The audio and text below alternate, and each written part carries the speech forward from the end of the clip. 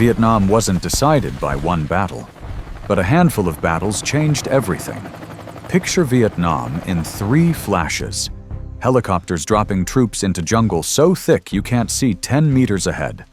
A ruined city street where every doorway becomes a firing position, and a distant horizon where rotor blades cut through smoke, turning the sky into part of the front line.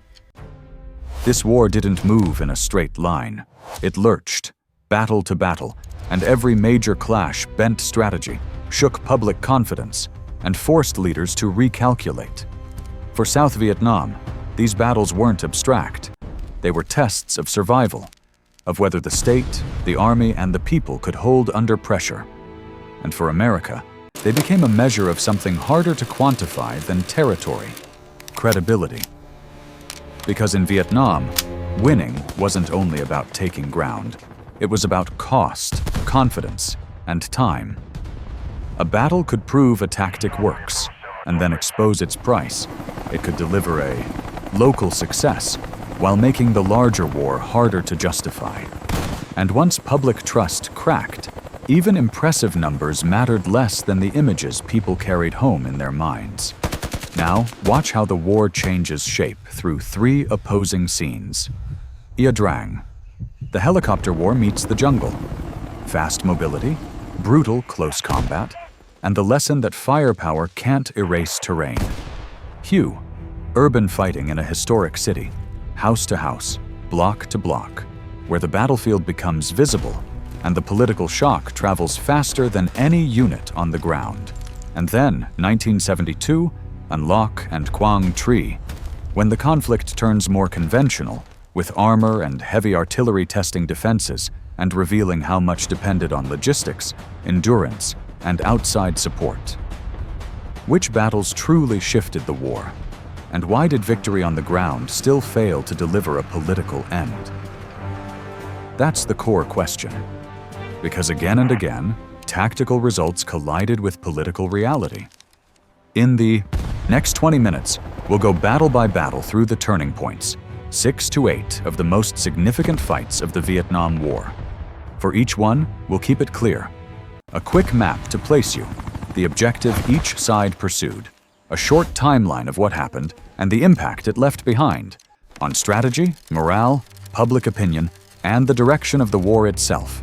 To understand why a handful of battles could bend the entire Vietnam War, you need a simple mental map. Because the fighting wasn't happening in one place, under one set of rules. Picture Indochina as a connected system.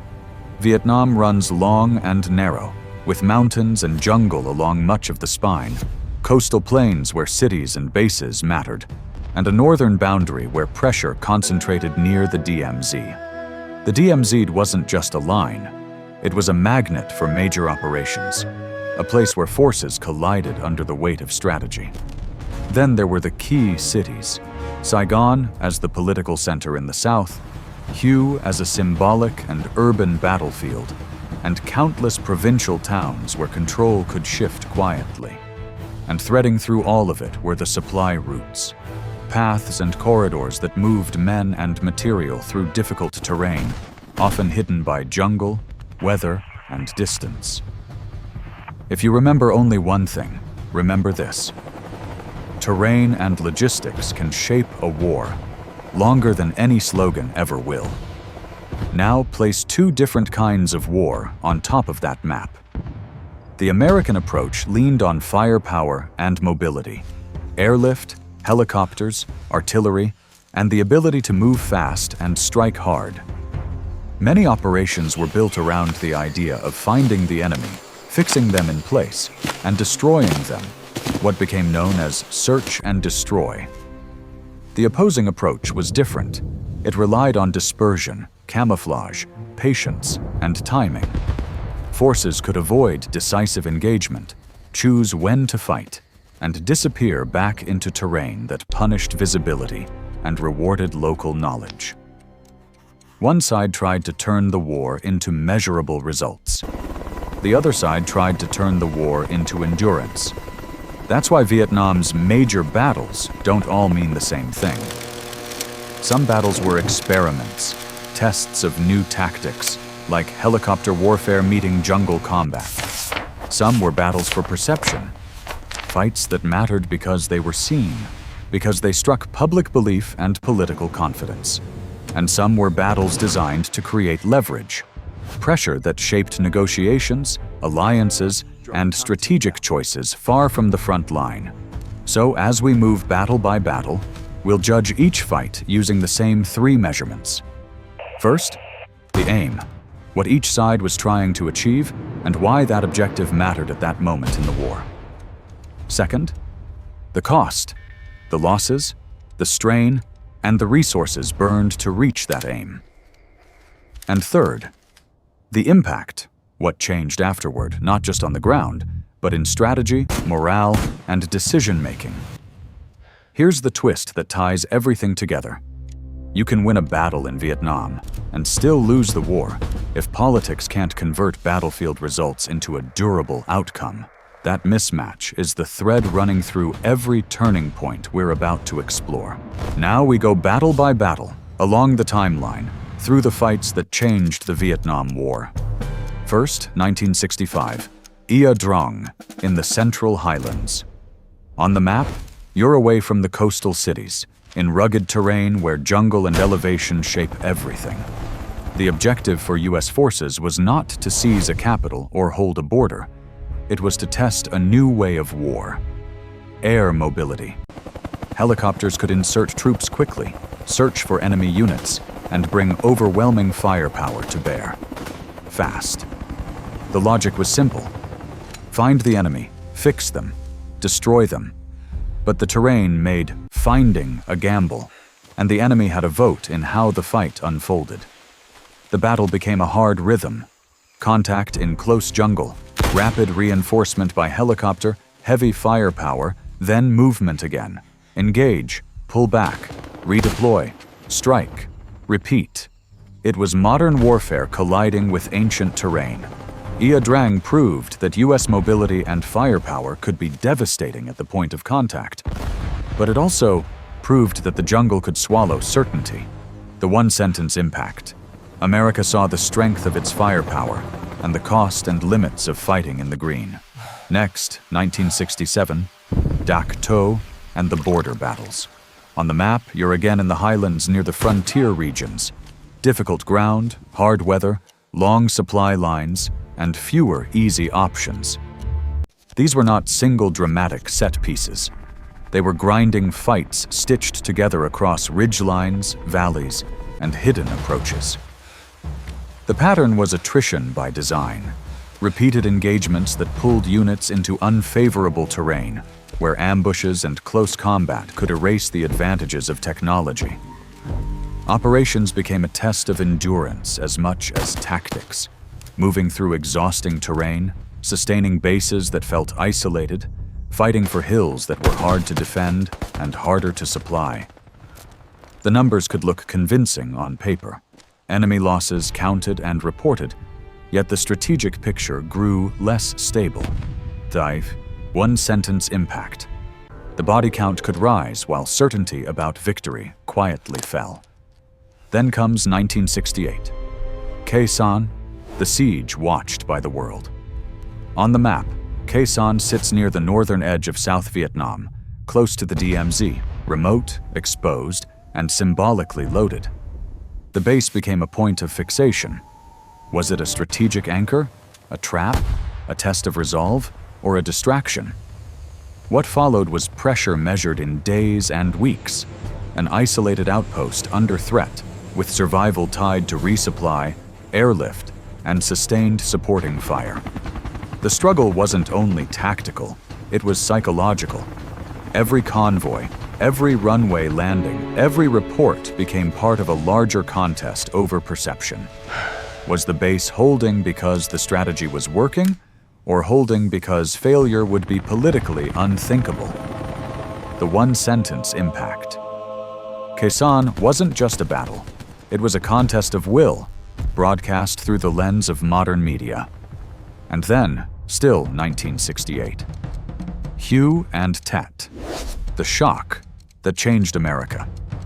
Put Hue on the map, a major urban center, historic and symbolic, where fighting would be slow, visible, and politically explosive. The wider Tet Offensive was not a single battle, but a coordinated wave that struck across many locations.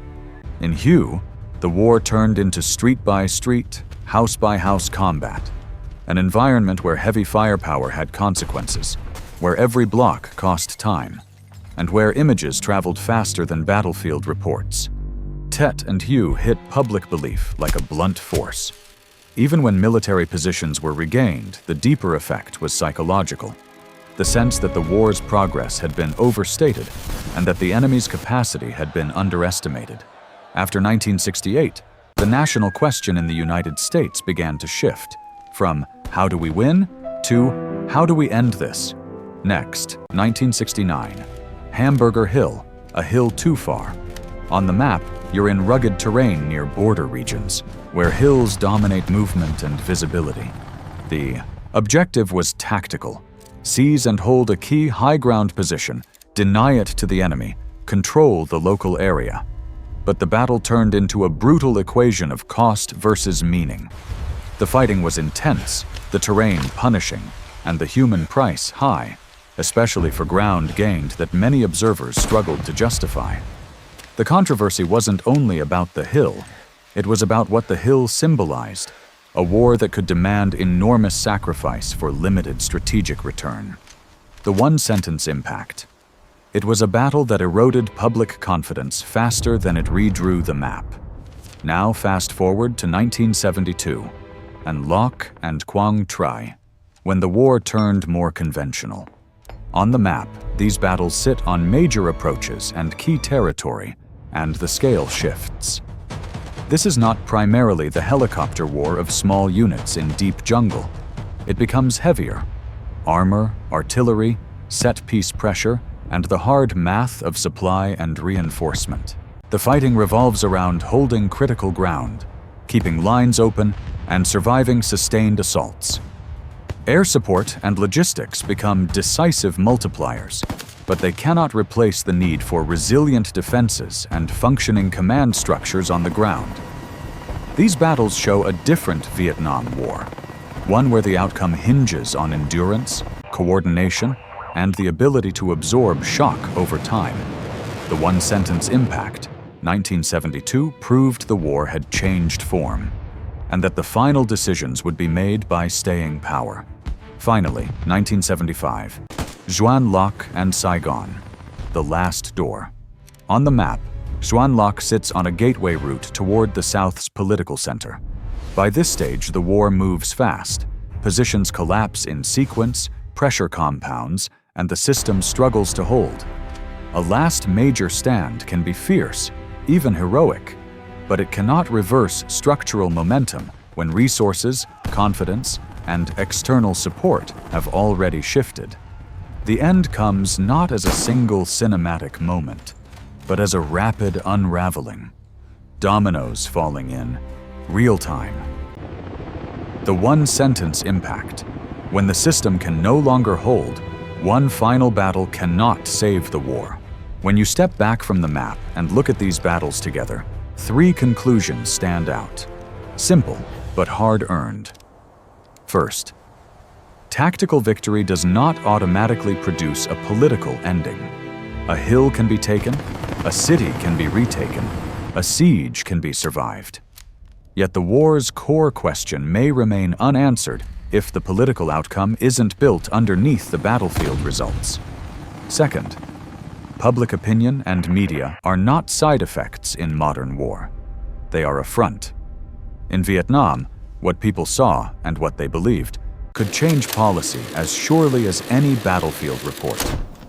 And third, logistics, terrain, and time decide how long a war lasts. Supply routes, weather, distance, and endurance often mattered more than dramatic moments because they controlled what could be sustained and what would eventually break. From that, three strategic lessons emerge. 1. Political aims must match military means. If leaders cannot clearly define what success looks like and how military actions produce it, then even impressive battlefield performance can drift without delivering an end state. 2. Holding trust can be as important as holding ground. A strategy that depends on years of endurance must also survive years of scrutiny. Once confidence collapses, the war becomes politically unwinnable even if battles are still being fought. And 3. Asymmetric war erodes technological advantage. Superior firepower and mobility can dominate individual engagements, but an adaptive opponent, using concealment, dispersion, and timing, can turn the conflict into a long test of will, resources, and patience. And behind every conclusion is the human layer that statistics can't carry. Soldiers fought in places where fear, exhaustion, and split-second decisions became routine. Civilians lived through battles that arrived without warning and left consequences long after the shooting moved on. Veterans carried memories home, some visible, many not, and entire communities had to rebuild lives around what was lost. The Vietnam War was measured in campaigns and battles, but it was lived by people, one day at a time. In the next episode, we'll go deeper, choosing one turning point battle, like Hue, Drang, or Khe Sanh, and rebuilding it hour by hour with detailed maps, a clear timeline, and the decisions that shaped each phase. If you want the full series, battle by battle, with context and clarity, subscribe for the Vietnam War documentary series.